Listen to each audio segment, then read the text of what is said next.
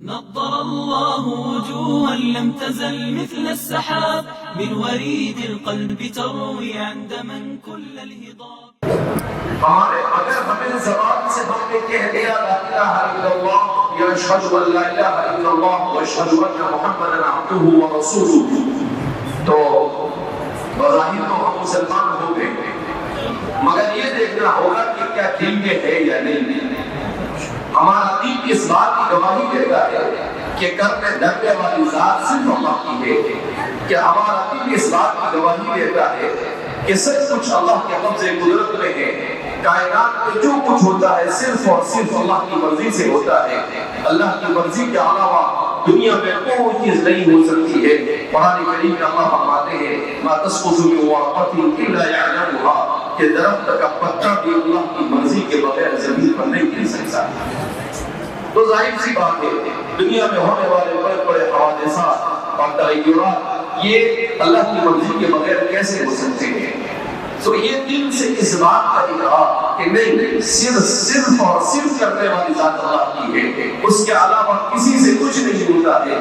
جو کچھ انسان سے اگر ہوتا وہ نظر بھی آتا ہے تو اس کے پیچھے بھی اللہ کا ارادہ اور اللہ کی مشیت ہوتی ہے۔ اللہ کی مشیت کے بغیر انسان نہ اطاعت کر سکتا ہے، نہ عبادت کر سکتا ہے، نہ انسان کسی قسم کی کسی کام کو انجام دے سکتا ہے۔ اس لیے ہمیں اپنے ایمان کو مضبوط کرنے کی ضرورت ہے۔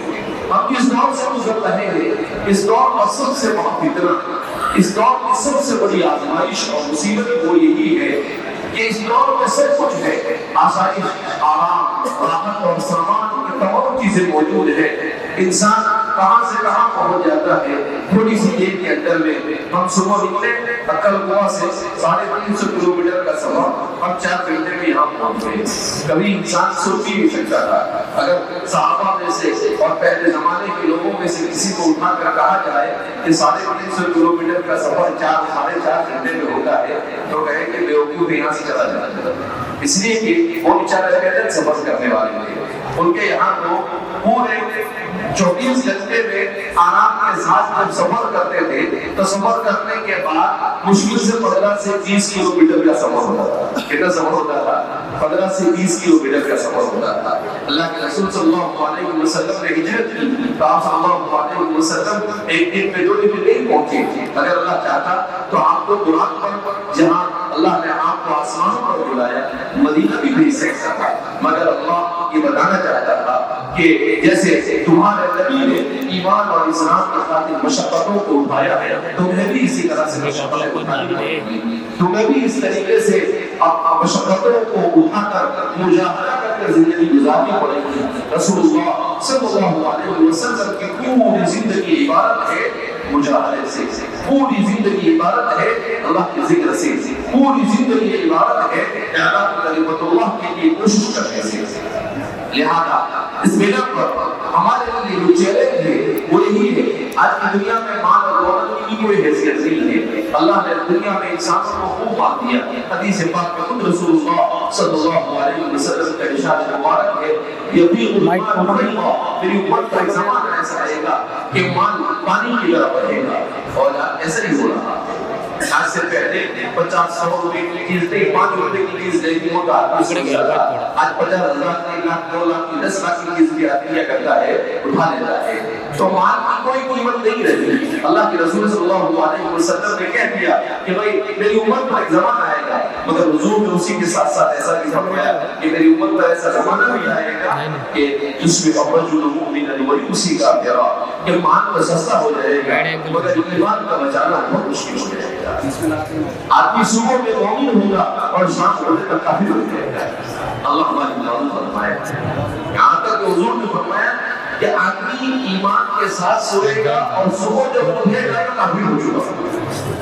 اللہ اکبر، کیسا فکروں کا زمانہ ہوگا کہ سوچتے سوچتے بھی کفر کی وادی میں انسان کیا ہو جائے گا، چلا جائے گا۔ حضور فکروں کی شدت کی طرف اشارہ کر رہے ہیں کہ کیسے شدید فتنے ہو گے کہ انسان اب سمجھ گیا ہے میں سوچ رہا تھا کہ اللہ کے رسول صلی اللہ علیہ وسلم فرماتے ہیں کہ آدمی صبح میں رات میں سوئے گا اور صبح ہونے تک کافی بن جائے گا، ایسا کیسے ہو سکتا ہے؟ تو پھر جب موبائل آیا تو سمجھ میں آیا کہ آدمی موبائل میں کوئی بھی غلط چیز دیکھے اور اسی پر یقین کر لے اور ایمان سے نکل جائے، اس کو پتا بھی نہیں چلتا ہے کہ وہ ایمان سے نکل رہا ہے۔ تو کتنا آسان سے گیا ایمان سے نکلنا، کتنے لوگ ایسے ہوتے ہوں گے آج بھی جو رات میں بہت ساری ایسی چیزیں دیکھتے ہوں گے جس وجہ سے ان کا عقیدہ اور ان کی بھیڑ بدل جاتی ہوگی، وہ ایمان سے نکل جاتے ہوں گے مگر انہیں پتا بھی نہیں ہوگا کہ وہ ایمان سے نکل سکے۔ کیوں کہ ایمان ایسی چیز ہے جس کا اللہ کے علاوہ کسی کو علم نہیں ہوتا ہے۔ مجھے بھی معلوم نہیں کہ میں ایمان کے ساتھ زندہ رہتا ہوں یا نہیں رہتا، کوئی نہیں دعویٰ کر سکتا ہے۔ اللہ کے رسول صلی اللہ علیہ وسلم نے ارشاد فرمایا، ایک مرتبہ اللہ کے رسول صلی اللہ علیہ وسلم لوگوں کو جماعت نصیب کر رہے تھے تو حضرت سعد بن ابی وقاص نے کہا کہ اللہ کے رسول صلی اللہ علیہ وسلم فلاں آدمی مومن ہے، اسے بھی دو۔ حضور نے کہا کہ بھائی تمہیں کیا معلوم کہ کون مومن ہے اور کون مومن نہیں، کہو مسلمان ہے۔ ظاہر طور پر عمل کرے تو مسلمان ہے مگر مومن ہونے کے بارے میں جو کچھ نہیں کہا جا سکتا ہے۔ جب حضرت ابوبکر صدیق اور حضرت حنظلہ اور حضرت عمر جیسے لوگ یہ کہہ سکتے ہیں کہ ہمیں ڈر لگتا ہے کہ کہیں ہم منافق تو نہیں بن گئے۔ حضرت عمر حضرت حذیفہ بن یمان رضی اللہ تعالیٰ عنہ سے بار بار پوچھتے تھے کہ بھائی آپ کے پاس منافقین کی جو فہرست ہے کہیں میرا نام اس میں تو نہیں؟ اتنے جلیل القدر صحابی ان کے بارے میں حضور نے کہا، ایک مرتبہ صلی اللہ علیہ وسلم تشریف فرما کے حضرت عمر آئے، لوگوں نے حضور نے پوچھا کہ کون ہے دروازے پر؟ تو لوگوں نے کہا کہ عمر ہے۔ حضور نے کہا اسے جنت کی بشارت دے دو، جسے دنیا میں جنت کی بشارت دے دی گئی۔ وہ آدمی ہے اور وہ اپنے بارے میں اپنے صحابی سے پوچھتے ہیں کہ کہیں میرا نام تو منافقوں کے اندر میں نہیں ہے۔ اور آج ہم ایسے مطمئن ہو گئے ہیں کہ ایسا لگ رہا ہے جیسے ہم نے یہیں پر بیٹھے بیٹھے جنت سے نکلی ہے۔ نام اللہ یہ فکر یہ مومن کی نہیں ہوتی ہے، مومن یہ یہودیوں کی فکر ہے جس کو قرآن کہتا ہے کہ وہ کیا کہتے ہیں نام ہم تو اللہ کے بیٹے اور اللہ کے چہیتے ہیں، جنت اللہ نے ہمارے لیے الاٹ کر دی ہے۔ کن کا امانی اللہ فرماتا ہے یہ صرف تمنائیں ہیں، ایسے کسی کے نام جنت الاٹ نہیں کی گئی ہے۔ یہ جنت تو عام پر ہونے کے بعد ہی پتہ چلتا ہے کہ کس کو ملتی ہے اور کس کو نہیں ملتی ہے۔ اسی لیے امام احمد بن حنبل سے کسی نے پوچھا کہ حضرت راحت کیسے ملے گی انسان کو دنیا میں؟ آپ نے کہا دنیا میں کیسے راحت؟ جب مرنے کے بعد پہلا قدم جنت میں جائے گا تب ملے گی راحت، وہاں تک کہ راحت کا کوئی تصور نہیں کیا جا سکتا ہے۔ اور یہاں دنیا میں انسان راحت ڈھونڈتا ہے، کہاں راحت ڈھونڈتا ہے؟ بہترین گدے پہ راحت ڈھونڈتا ہے۔ کہاں راحت ڈھونڈتا ہے؟ وہ مساج کرنے والی مشین کے اوپر انسان راحت ڈھونڈتا ہے۔ کہاں راحت ڈھونڈتا ہے انسان؟ تو انسان کہا کہ بہت اچھا مالش کرنے والے، یہ راحت نہیں ہے، یہ جسمانی راحت ہے۔ دل کا راحت اور دل کا سکون یہ صرف مومن کو میسر ہوتا ہے، مومن کے علاوہ دنیا میں کسی کو نہیں ملتا ہے۔ اور مومن کو بھی کامل راحت صرف جنت میں ملے گی، دنیا میں کہیں نہیں ملنے والی ہے۔ اس لیے میرے بھائی دوست اور بزرگوں، اللہ رب العزت نے بھی بہت بڑا کرم اور احسان کیا کہ اللہ نے آپ کے یہاں یہ مسجد بنائی۔ یہ مسجد اللہ کا گھر ہے۔ مسجد کو ایمان کے لیے پاور ہاؤس کہا جاتا ہے کہ مومن کا ایمان بچتا ہے مسجد سے۔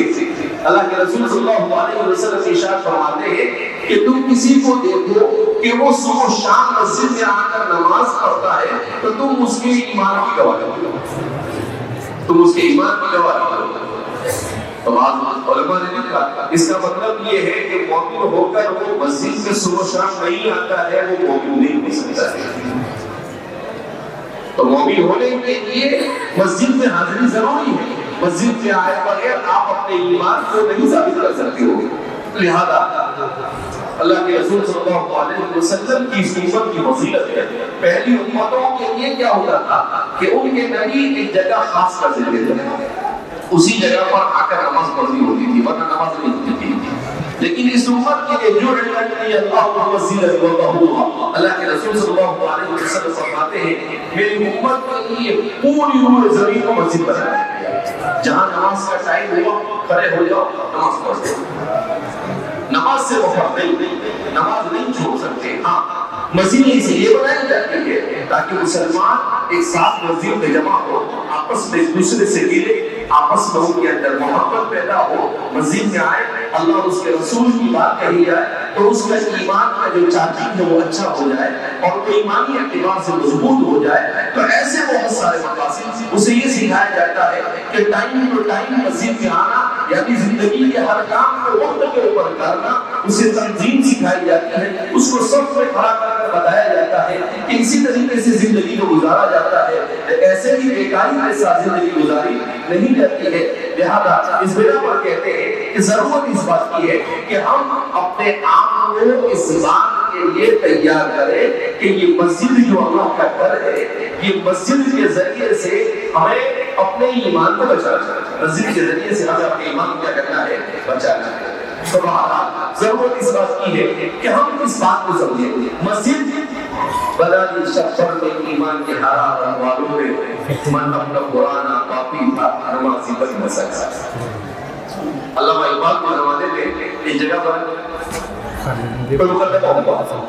تو مسلمانوں نے رات رات مسجد میں کچھ دنوں کے بعد علامہ اقبال اس کو دیکھنے کے لیے گئے تو نماز کا ٹائم تھا، مسجد میں مسلم تھی تو وہاں پر کھڑے ہوئے شعر کہا، مسجد بنا دی شمشر میں ایمان کے حالات والوں نے، وہ ایمان تھا تو ایک رات کو مسجد میں گئی، من اپنا قرآن پاپی تھا نمازی بن نہ سکا، مگر نماز نہیں پڑھی میری مسجد کس کا؟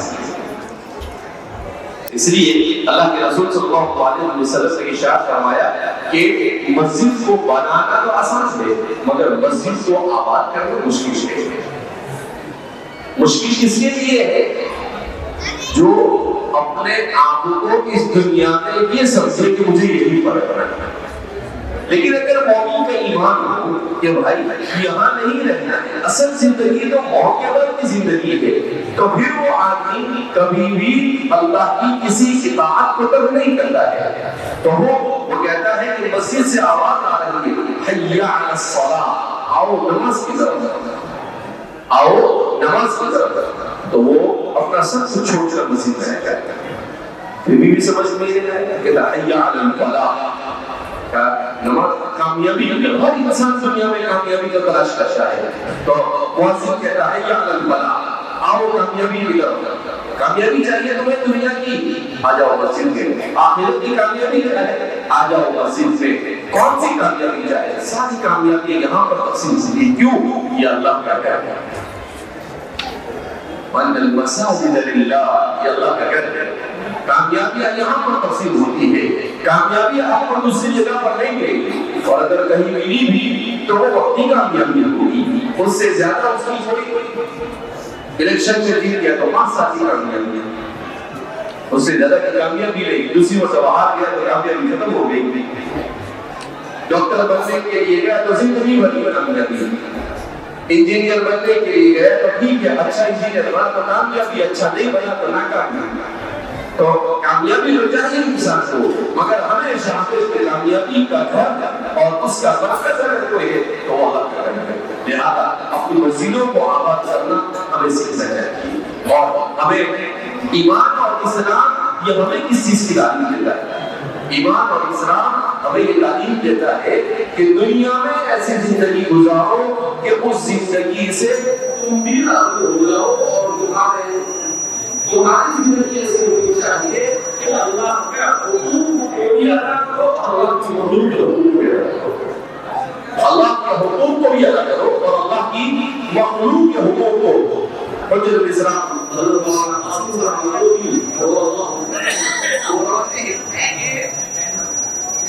انسان کی زندگی کا مقصد کیا، اس دنیا کے اندر میں انسان کیوں آیا، اس دنیا میں انسان کے آنے کا مقصد کیا ہے، ہر ایک کو معلوم ہونا چاہیے۔ ایک صاحب کہتے ہیں کہ میں یوروپ گیا، جہاں پہ بہت چرچا سن رکھا تھا یوروپ کا کہ یوروپ ایسا ہے ویسا ہے، یوروپ میں وہاں اطلاع کو ہوٹل میں کھانے کے لیے بیٹھا، تو جب کھانے کے لیے بیٹھا تو ایک نوجوان سامنے سے گزرا، میں نے اس کو بلایا اور بلا کر اس کو اپنے پاس بٹھایا، اور پھر باتیں کرتے کرتے میں نے اس سے پوچھا کہ بھائی ایک سوال پوچھتا ہوں، کیا تمہاری زندگی کا مقصد کیا ہے؟ کیا سمجھ گیا اس سے؟ آپ کی زندگی کا مقصد کیا ہے؟ کہ دنیا میں آپ کیوں آئے؟ تو بولے زندگی کا کوئی مقصد ہے، کیا بولتا ہے وہ زندگی کا کوئی مقصد نہیں. تو وہ کہتے ہیں کہ زندگی کا کوئی مقصد نہیں, ایسا کیسے ہو سکتا ہے؟ کہاں بس کھاؤ پیو بہت مستی کرو چلے جاؤ, ختم ہو گئی بات, مقصد کیا ہے؟ کہا یہ تو میں زندگی میں پہلی بار سن رہا ہوں کہ زندگی کا بھی کوئی مقصد ہو سکتا ہے. تو فرماتے ہیں کہ جو قومیں دنیا میں اپنے کو ترقی یافتہ قومیں کہتی ہے اسے بھی نہیں معلوم کہ زندگی کا مقصد کیا ہے. یہ زندگی ایک گزرگاہ ہے. کل بھی دنیا کعابی صدیقی, یہ زندگی گزرگاہ ہے, یہاں ہمیشہ کوئی نہیں رہنے والا ہے. آج تک دنیا میں کوئی ایک انسان ایسا بتا دو جو ہمیشہ سے رہا ہو اور ہمیشہ کوئی ہے آپ کو کبھی ملا کہ وہ ایک آدمی ہے 10,000 سال سے جی رہا ہے؟ کوئی نہیں. اگر کوئی ایسا کہتے آپ کو کہ 125 سال سے بیوقوف ہے, 100 سال 60-70 سال سے انسان کی دنیا سے سفر بان کے چلا جاتا ہے, اور اب تو اور بھی زندگی مختصر ہو گئی. یہ شعبے میں آتا ہے کہ فلاں نوجوان کو اٹیک آیا اور مر گیا, فلاں بچے کو ایسا ہوا اور مر گیا. یہ اللہ کے رسول صلی اللہ علیہ وسلم نے کہا جب معاشرے کے اندر میں برائیاں عام ہو جائے گی تو اچانک موت کے واقعات ہو جائیں گے. موت الفجر اچانک ہوتا ہے, کوئی پتہ نہیں, بیٹھا ہے بیٹھ مر گیا, گاڑی چلا رہا ہے گاڑی چلاتے مر گیا, اچانک ہوتا ہے. اور حضور فرماتے ہیں اللہم انی اعوذ بک من موت الفجر, اے اللہ اچانک آنے والی موت سے فرما. کیوں کہ اچانک موت آتی ہے تو انسان کو استغفار اور توبہ کا موقع ملتا ہے. لیکن اگر موت انسان کو ایسے آتی ہے کہ انسان بیمار ہوتا ہے, انسان کو کچھ وقت ملتا ہے, تو انسان کم سے کم اللہ سے استغفار کر لیتا ہے, اللہ سے توبہ کرتا ہے, اور پاک صاف ہو کر اس دنیا سے جانے کا اس کو موقع اور چانس مل جاتا ہے. لیکن اچانک ایکسیڈنٹ میں مر گیا, گر کر مر گیا, اٹیک آیا اور مر گیا, کچھ بھی نہیں اچھا بھلا تھا اور مر گیا, تو ظاہر سی بات ہے کہ انسان کے لیے بڑی خطرناک چیز ہوتی ہے. اللہ اسے حفاظت فرمائے. اللہ کے رسول صلی اللہ علیہ وسلم نے یہی ارشاد فرمایا کہ جب معاشرے میں گناہ عام ہوں گے تو اچانک موت کثرت سے ہو جائے گی. اور الصادق المصدوق ہے, میں اور آپ کے آقا کو وما ينطق عن الهوى ان هو الا وحی یوحى, ہر بات جو بھی آپ نے کہی وہ دنیا کے اندر میں صادق تھی. آج تک دنیا میں کوئی آدمی یہ نہیں ثابت کر سکا کہ محمد عربی صلی اللہ علیہ وسلم نے یہ کہا اور ایسا نہیں ہوا ایسا ہوا, اور قیامت تک کوئی ثابت بھی نہیں کر سکتا. کیوں؟ گفتہ اللہ گرچہ سکلتو بعبد اللہ, وہ حضور کی زبان ہے مگر بات تو اللہ کی ہے. زبان سے اللہ کے رسول کی ہے, کلمات اللہ کے رسول کی ہے, ورنہ حضور کو جو بھی بات کہی جاتی ہے وہ اللہ کی طرف سے وحی. وما ينطق عن الهوى ان هو الا وحی یوحى, تاکید کی بھرمار کرتی قرآن کریم نے. لہذا اس بنا پر ہمیں اس بات کو سمجھنے کی ضرورت ہے کہ مسجد بنا لی لیکن یہ مسجد آباد ہو جائے. ایسا نہیں کہ آج جمعہ ہے تو جوش میں اور خروش کے اندر میں جذبے میں آ گئے, اور پھر اس کے بعد اثر سے امام صاحب اور 4-5 بندے جن کو معلوم ہے کہ کبھی نہیں جا سکتے, اس کے علاوہ نوجوان تگا گائے ادھیر کو تگا گائے کہاں ہے, کوئی دکان پہ ہے, کوئی کام میں ہے, اور 80% لوگ موبائل لے کے بیٹھے ہوئے. ظاہر سی بات ہے, یعنی کتنا افسوس کی بات ہے. کتنے لوگوں کو دیکھا ہم لوگ بچپن میں پہلی مرتبہ جو عمرے پر گئے تو یعنی انسان جب پتا کہ اللہ کو کوئی نیکی جب انسان سے پسند نہیں آتی ہے تو انسان پر کیسے شکار ہوتی ہے. تو ایک آدمی تھا, اس کی ہوٹل حرم سے بالکل لگ کر, یہ حرم تھا اور حرم سے لگ کر پہلی ہوٹل, وہاں بڑی بڑی بلڈنگ نہیں تھی جب تو 30 سال پہلے کی بات, کیا 30 سال سے. تو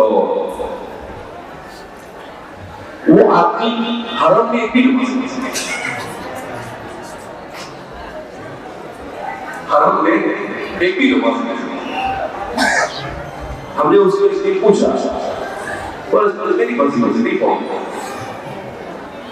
کچھ سال رہا وہاں پر, اس کے بعد ہندوستان سے ہندوستان آیا اور سننے میں آیا کہ بہت بری موت آئی. اگر 10 سال وہاں رہا مگر کبھی حرم میں نماز ہی نہیں پڑھی. تو اللہ حفاظت فرمائے. اسی لیے امام عبدالرحمن الجوزی فرماتے ہیں کہ سب سے بڑی سزا دنیا میں زمین پر بلکہ دنیا اور آخرت کی سزاؤں کو ملا کر اگر سب سے بڑی سزا کوئی ہو سکتی ہے تو وہ کیا ہے؟ تو فرماتے ہیں اشد العقوبۃ عقوبۃ قساوۃ القلب، دل کا قساوت کا شکار ہو جانا، دل کا سخت ہو جانا، ایسا سخت ہو جانا کہ انسان کوئی نیکی نہ کرے، کوئی خیر اس کے کان میں پڑے اس پر کوئی اثر ہی نہ ہو، نہ کسی کی بھلائی کی بات سنے، نہ کسی کے ساتھ بھلائی کی بات کرے اور نہ کسی کے سامنے بھلائی کا اظہار کرے۔ اللہ نے یہ سب سے سخت سزا ہے، اللہ کی جتنی سزا ہے سزاؤں میں اس سے زیادہ سخت اور کوئی سزا ہو سکتی نہیں ہے۔ تو یہ اور یہ قساوت قلب کا شکار آدمی کا وہ ہوتا ہے، اس وقت ہوتا ہے جب بندہ اثر سے گناہ کرتا ہے، آنکھوں کے گناہ۔ حضور فرماتے ہیں سہم مسموم من سہام ابلیس، یہ آنکھوں سے جو گناہ کیے جاتے ہیں سہم مسموم، یہ زہریلا تیر ہے جو ابلیس کی طرف سے انسان کو، یا جہاں انسان اپنی آنکھوں کی حفاظت نہیں کر سکا وہاں انسان اپنے دل کی حفاظت نہیں کر سکتا۔ اور فرماتے ہیں جس دل میں غیر کی اور دنیا کی چیزوں کی محبت بیٹھ جاتی ہے اس دل میں کبھی اللہ کی محبت نہیں آ سکتی۔ کہا کہ اللہ کی محبت اور دنیا کی محبت یہ آگ اور پانی ہے، آگ ہے تو پانی نہیں، پانی ہے تو آگ نہیں۔ کہا جہاں اللہ کی محبت نہیں وہاں پر دنیا کی محبت ہوگی، اور جہاں دنیا کی محبت دیوا ڈال دے گی وہاں پر کچھ نہیں۔ اور اللہ کے رسول صلی اللہ علیہ وسلم ارشاد فرماتے ہیں کہ میری امت کا آخری زمانے کا سب سے بڑا فرض ہی کیا ہوگا؟ الوحم۔ میری امت وحم کا بیماری کی شکار ہو جائے گی۔ صحابہ نے پوچھا وہ الوحم یا رسول اللہ، اللہ کے رسول صلی اللہ علیہ وسلم یہ وحم کیا ہے؟ حضور نے فرمایا حب الدنیا و کراہیت الموت، دنیا کی محبت اور موت کو پسند نہ کرنا، موت سے ڈرنا۔ جس کی نیکی والی زندگی ہو موت سے بھی ڈرتا ہے، کیوں؟ وہ کہتا ہے کہ بھائی نیکی ہے، مرنے کے بعد انشاءاللہ کامیابی ہے۔ حضرت ابو ہریرہ رضی اللہ تعالیٰ عنہ کا انتقال ہونے لگا تو ان کے گھر والے رونے لگے، تو انہوں نے کہا ماں حاضر اللہ، یہ رونا دھونا کیسا؟ چپ بیٹھو۔ اس کے بعد کہا کہ یا لموتی یوصل الحبیب الی الحبیب، موت تو کتنی اچھی چیز ہے، حبیب کو حبیب سے ملائی۔ کہا کتنی اچھی چیز ہے موت کا استغفار کرنا، موت کر رہے ہیں استغفار کر رہے ہیں، کیا کہہ رہے موت آ جائے بھائی کیا آپ انتظار کر رہا ہوں۔ کہا کیوں؟ کہاں مریں گے اور مرتے ہی اللہ سے۔ جب زندگی انسان کی نیکی والی ہوتی ہے، جب انسان کی زندگی اچھے اخلاق والی ہوتی ہے، جب انسان کی زندگی دین والی ہوتی ہے تب جا کر انسان کے لیے آسان ہوتا ہے۔ مگر جب انسان کی زندگی گناہوں سے بھری ہوئی ہو تو ظاہر سی بات ہے اس کا مال کھایا، اس کا مال کھایا، اس کا دبا دیا، اس کا بعد دبا دیا، اس کو گالی دی، اس کو گالی دی، اس کو تکلیف پہنچائی، اس کو اذیت پہنچائی، ایسی زندگی ہو تو پھر انسان کہتا ہے کہ بھائی موت بھائی بہت پاس میں ہے، ابھی سب سے معاملہ ترابی کرنے کے لیے۔ لیکن اللہ فرماتا ہے کہ راجا جلال لا یستغفرون ساعۃ ولا یستغفرون، اللہ نے لکھ دیا ہے ہر انسان کے اس دنیا میں آنے سے پہلے اللہ اس کی موت کا وقت لکھ دیتا ہے۔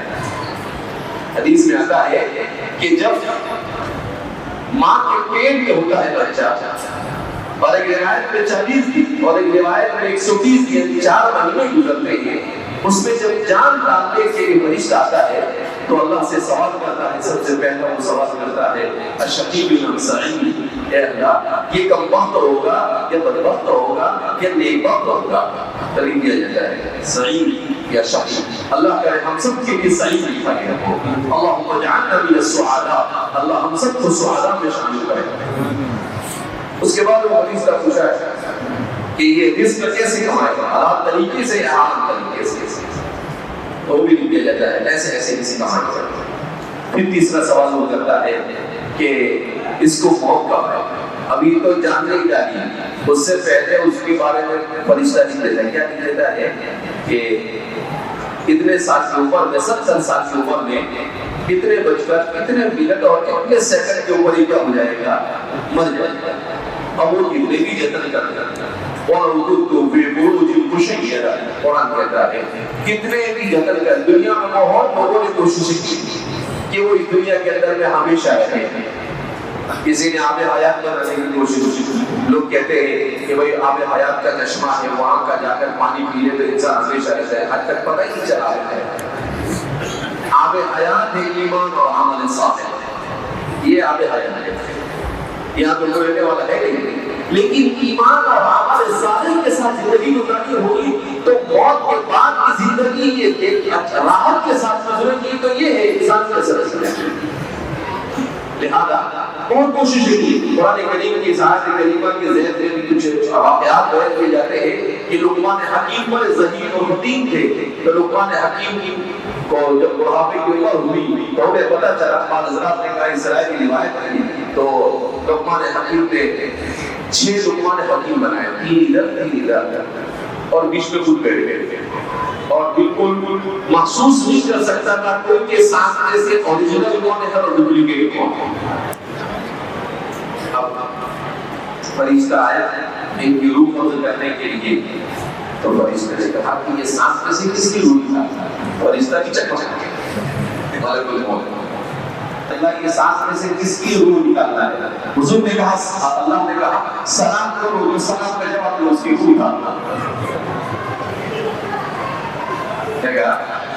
سلام کرو جو سلام کا جواب دینے کے لیے وہ تو ہلے گی نا. کہا اس کا ہو گیا اس کی روح کیا کر لو چل. اب اس نے کیا سلام وعلیکم السلام وَلَوْ كُنْتُمْ فِي بُرُوجٍ مُّشَيَّدَةٍ. تو قرآن کہتا ہے کتنے بھی جتن کر لو موت سے کسی کو مفر نہیں. بادشاہ ہو مالدار ہو غریب ہو مرد ہو عورت ہو بچہ ہو بوڑھا ہو عالم ہو مقرر ہو خطیب ہو امام ہو کوئی بھی ہو کل نفس ذائقۃ الموت. ہر ایک کو موت کا مزہ چکھنا ہے. کوئی بچ ہی نہیں سکتا ہے. اللہ نے موت کیوں بنائی؟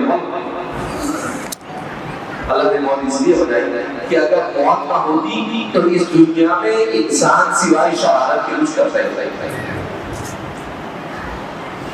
انسان شرارت کے کچھ کرتا تو اللہ رب العزت نے مصیبت بیماریاں اور موت یہ سب کیوں بنایا ہے؟ اس لیے بنایا ہے تاکہ جب مصیبت آتی ہے تو انسان عذاب کرتا ہے. جب بیماری آتی ہے تو انسان عذاب کرتا ہے.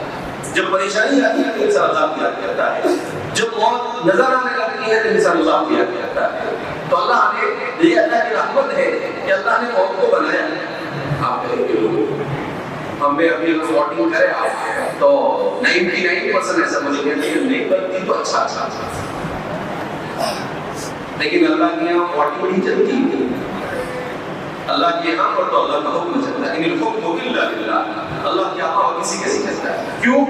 میں اور آپ نہیں سمجھ سکتے ہیں جو اللہ سمجھ سکتا ہے. وہ علیم ہے, وہ خبیر ہے, وہ حکیم ہے, وہ بصیر ہے.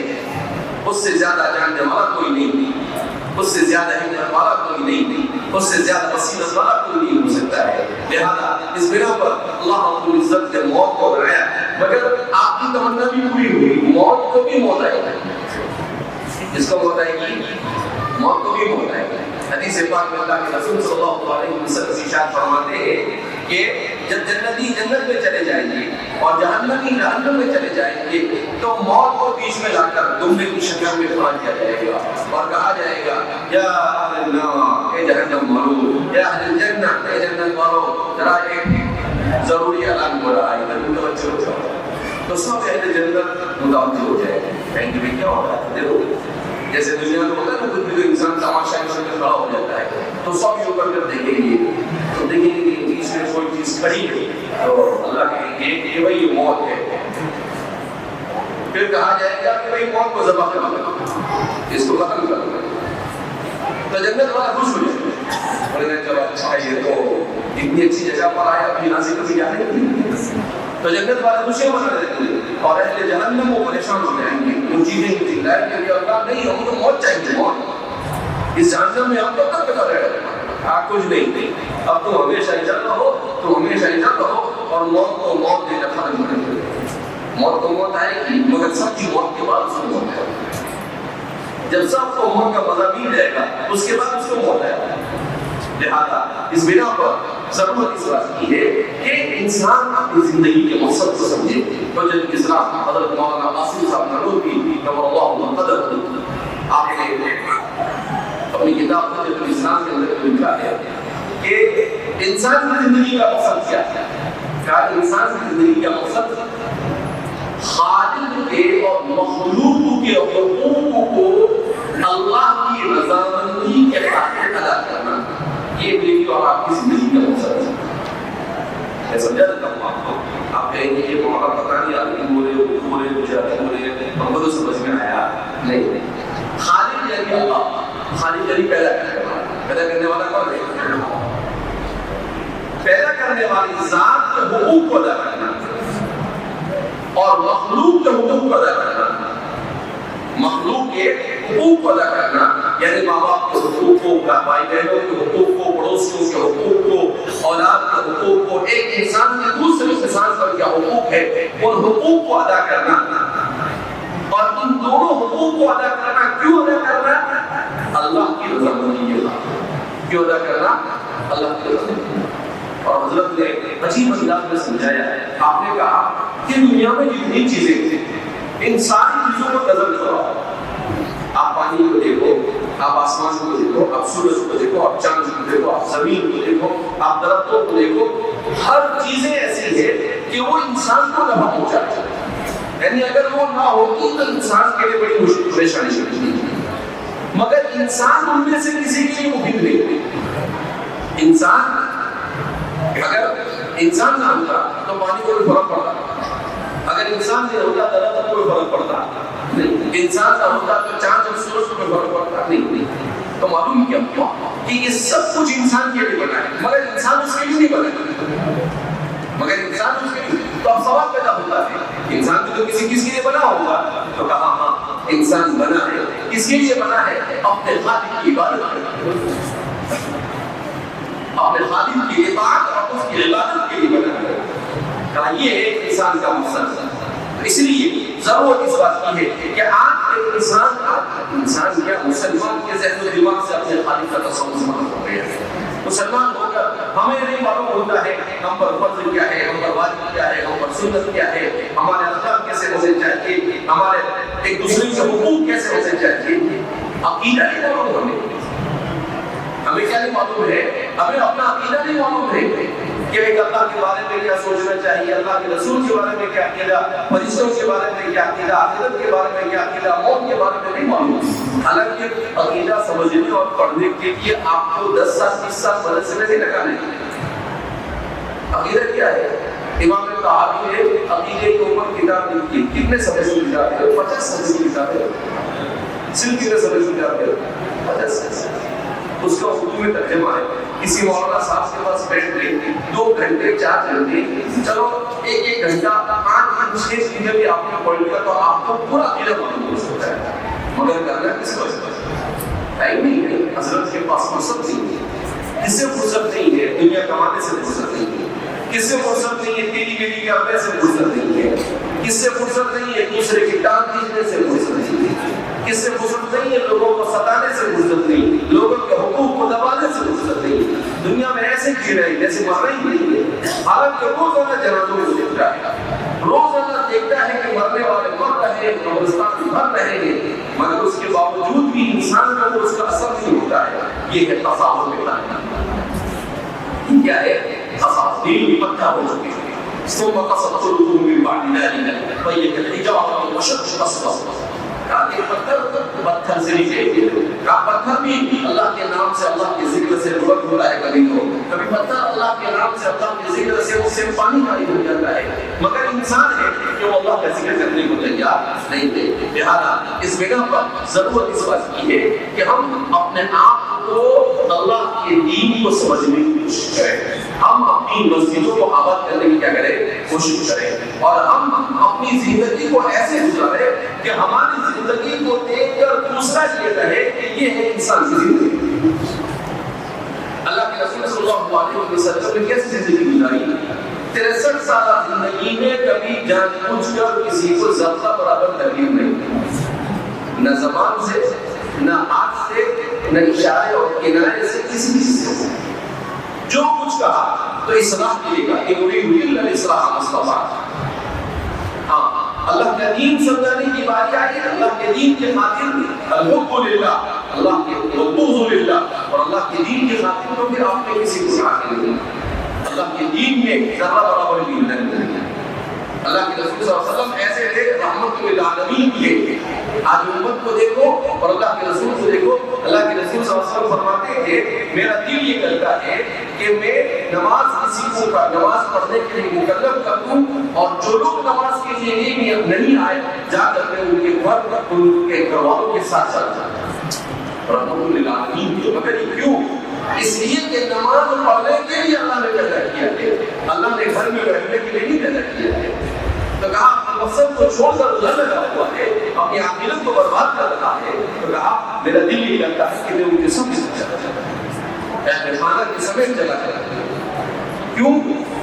اللہ کے خاطر آپ کہا کہ رحمت ہے، مگر اللہ کے خاطر کو بات. اس لیے ضرورت اس بات کی ہے آج نہ ہمارا عقیدت صحیح، نہ ہمارے عبادت صحیح، نہ ہمارے اخلاق صحیح. ہمارے اخلاق بھی کیسے کہ بات بات میں گالیاں بولتے ہیں. ہمارے اخلاق کبھی بیٹے کو گالی دے گا، کبھی بیوی کو گالی دے گا، کبھی اس کو گالی دے گا، کبھی اس کو گالی دے گا. مومن یہ ایسا نہیں ہوتا ہے کہ اس کی زبان سے گالی دے گا. سباب المؤمن فسوق وقتال کفر. اللہ کے رسول فرماتے ہیں مومن کو گالی دینا یہ گناہ کبیرہ ہے. مومن کو گالی دینا کیا گناہ ہے؟ لہذا اس بنا پر ہم اپنی زندگیوں کا محاسبہ کریں. حسب انفسکم قبل المحاسبہ. ہر ایک کو اپنی زندگی کا حساب دینا اللہ کے سامنے. ایسا نہیں ہے کہ کسی کو حساب نہیں دینا ہے، سب کو حساب دینا ہے. سب کو اللہ کے سامنے بتانا ہے. کیا بتانا ہے؟ عن عمره فيما أفنى کہاں گزاری جوانی، عن شبابه فيما أبلى کہاں گزاری جوانی، کہاں گزاری زندگی، عن ماله من أين اكتسب وفيما أنفق. مال حلال طریقے سے کمایا اور حلال طریقے میں خرچ کیا یا نہیں. یہ جواب اللہ کے یہاں پر لا تزول قدم عبد. یہ اللہ پوچھے گا، اس کے بغیر وہاں سے اللہ کے سامنے سے کوئی نہیں مل سکتا. اور علم کے بارے میں کہا 4 سوال کے جواب تو پکے ہیں. دنیا میں امتحان سے پہلے سوال بتا دو تو اس کو تھوڑا سمجھا جاتا ہے. اللہ کے یہاں پر امتحان سے پہلے جواب بتا دیں. مگر اللہ کے یہاں پر ہمارے زمانے کی طرح امتحان نہیں ہوگا. وہاں تو کیسے امتحان ہوگا؟ حدیث پاک میں اللہ کے رسول صلی اللہ علیہ وسلم نے ارشاد فرمایا کہ بھئی جو لوگ دنیا میں میرے لیے سجدہ کر رہے تھے وہ سجدے میں چلے جاؤ. تو سجدے میں جس نے دل سے اللہ کو مان کر نمازیں پڑھی ہوگی اہتمام کے ساتھ وہ سجدے میں چلے جائیں گے. اور جنہوں نے نماز نہیں پڑھی ہوگی، جنہوں نے مسجد و آباد نہیں کیا ہوگا، یا جنہوں نے پڑھی ہوگی مگر اللہ کے لیے نہیں پڑھی ہوگی، تو ان کی یہ پشت تحت کے معاملے ہوگی. سب سمجھے وہ ہزار کوشش کریں گے جائے تو بالکل جائے. وہاں تو سب آٹومیٹک نظام تھا. یہ دنیا نے آٹومیٹک نظام بنایا. اللہ کے یہاں تو اور ایڈوانس آٹومیٹک. کہ آپ نے دنیا کے اندر اللہ کے لیے نہیں کیا ہوگا تو آپ کی کمر خود بخود ایسی سخت ہو جائے گی کہ 1000 کوشش بھی کریں گے تب سے نہیں جا سکتے. پھر آپ انسان دے گا اللہ لنا کروا، اے اللہ دوبارہ دنیا میں بھیج دے، تمہیں بہت اچھا کر کے آؤں گا. اللہ کہے گا نہ زمین رہی، نہ آسمان رہا، نہ سورج رہا، نہ چاند رہا، کہاں جا کے پھنسے گا؟ اب تو تیرا ٹھکانہ جہنم میں ڈالا ہو، کچھ نہیں چیز سکتا ہے. اس لیے میرے بھائی اور دوستوں بزرگوں بہت ہی ہمارے لیے اور مقام ہے کہ ہم نے اللہ کا گھر بنا لیا. ہم اپنا ہر گھر اللہ کا گھر بنا چاہتے ہیں. اپنا ہر گھر اللہ کا گھر. کیا مطلب؟ لا تجعلوا بيوتكم مقابر. حضور نے کہا اپنے گھروں کو قبرستان مت بناؤ. تو پھر کہا کیا کریں؟ حضور نے کہا اپنے گھروں میں قرآن کی تلاوت کرو، اپنے گھروں کے اندر میں سنتیں ادا کرو. اللہ کے رسول صلی اللہ علیہ وسلم کا طریقہ کیا تھا؟ فجر کی 2 رکعت سنت اپنے گھر میں پڑھتے تھے اور اس کے بعد قضا کیا. اور ہم لوگ کیا کرتے ہیں؟ ویسے آواز لگاتے ہیں نبی کا دامن نہیں چھوڑیں گے. ارے بابا میں نے پکڑ تو صحیح تھی، ابھی تو پکڑا ہی اس سے پہلے چھوڑ نہیں چھوڑنے کے بارے میں. تو ہم کیا کرتے ہیں 3 بجے تک 4 بجے تک موبائل میں پھر سو جاتے ہیں. فرض کے لیے مسجد میں نہیں آتے، گھر میں صبح میں 9 بجے اٹھتے ہیں اور پھر کہتے ہیں کہ ہمارے کھانے میں برکت نہیں، ہمارے پینے میں برکت نہیں، ہماری زندگی میں برکت نہیں. جہاں ہمارے دن کا آغاز اللہ کی نافرمانی سے ہوگا وہاں پر زندگی میں برکت کہاں سے؟ لہذا ہمیں اپنی زندگی پر غور کرنے کی ضرورت ہے.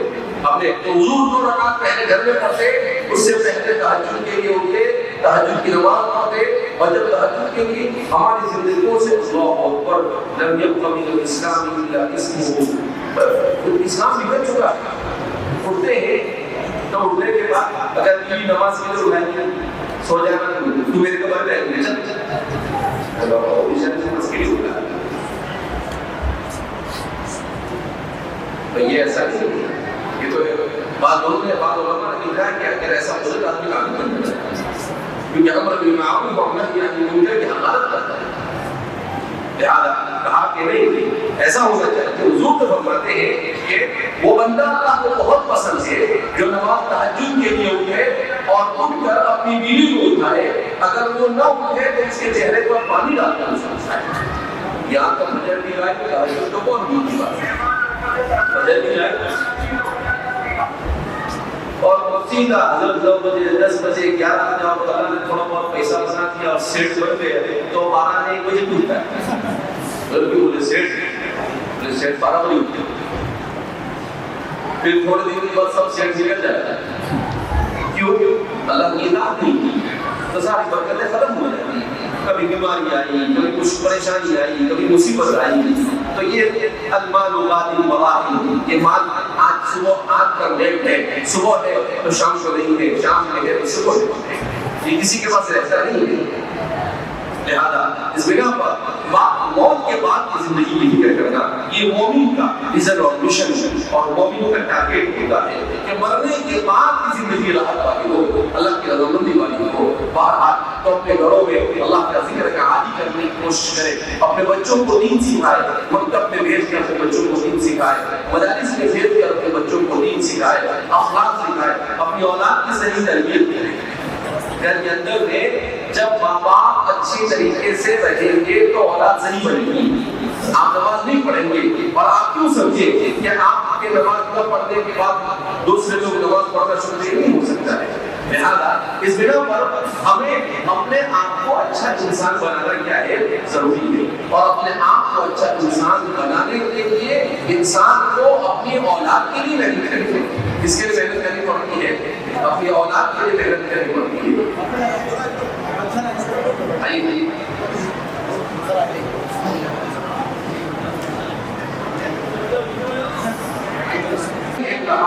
اب چھوٹا بچہ ہے تو اس کو بھی کوئی لا کر پڑھا نہیں. ہم نے اپنے بچوں کو خود اپنے تربیت کرنا چاہیے تھا, تو ہم نے اپنے بچوں کو موبائل میں تو ظاہر سی بات ہے کہ اس کو زیڈ جنریشن کہا جاتا ہے, بعد میں ڈی جنریشن کہا ہے, ڈیجیٹل دنیا کی جنریشن. یہ 2000 کے بعد جتنے ہی بچے پیدا ہو رہے ہیں کہا یہ زیڈ جنریشن ہے. کہا یہ جنریشن اس نے موبائل دیکھا, آنکھ کھولی تو موبائل دیکھا. یہ جنریشن کی زندگی سب سے خطرناک زندگی میں شامل ہے. کیوں؟ اس کو باپ کی محبت نہیں ملتی, اس کو ماں کی شفقت نہیں ملتی, کچھ نہیں ملتا. کیوں؟ ہر ایک اپنی دنیا میں مست ہے, اور اولاد یہ سب سے زیادہ پیاسی اور بھوکی ہے اپنے ماں باپ کی محبت اور اس کے محبت کی. اور آج سورہ زمین پر بسنے والا انسان اپنی اولاد کو نہ وقت دینے کے لیے تیار ہے نہ محبت دینے کے لیے تیار ہے. بڑی بڑی اسکول سے داخلہ کرا دیا آپ نے, اس سے کچھ نہیں ہوگا. آپ نے اپنے اولاد کو کتنی بھی اونچی تعلیم دے دی, مگر ان کے اندر میں صحیح انسان اسی وقت بنے گا جب آپ اس کو گھر میں صحیح تربیت دیں گے. لہذا اس بنا پر ہمیں اپنے گھروں کے ماحول کو صحیح کرنے کی ضرورت ہے.